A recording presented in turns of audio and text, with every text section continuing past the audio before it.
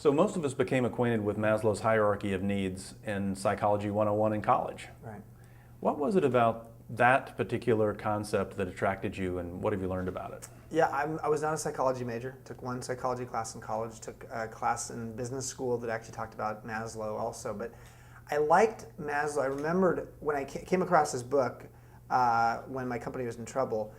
I remembered I liked Maslow because he was focusing on best practices in human nature as opposed to worst practices. Right. In fact, there's a quote that I learned after I wrote the book that Maslow came up with that I'd heard of many times, but I didn't know it was from Abraham Maslow.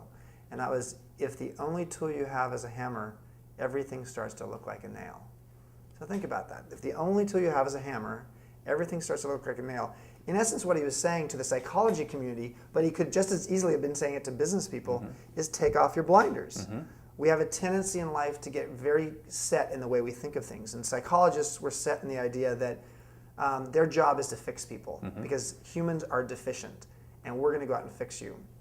What Maslow really said was, maybe there are humans who are less deficient. Why don't we study those best practices in human and see what the common traits are? And that's how the hierarchy of needs came about, by him going out and studying 1,000 people and actually learning what were the common traits of these people. And what he found was self-actualization was sort of the epitome of what these people exhibited in their lives.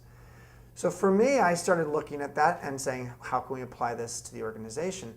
But that's what Maslow did. In his last few years of his life, his primary focus was to look at how to take this hierarchy of needs pyramid in self-actualization and apply it in an organizational context to the collective as opposed to just the individual. And in so doing, he started actually seeing this is a great place because we all spend so much of our lives in our work. It's a great place to really create self-actualization. Unfortunately, he died at age 62 in 1970 before a lot of his work really got published and well known.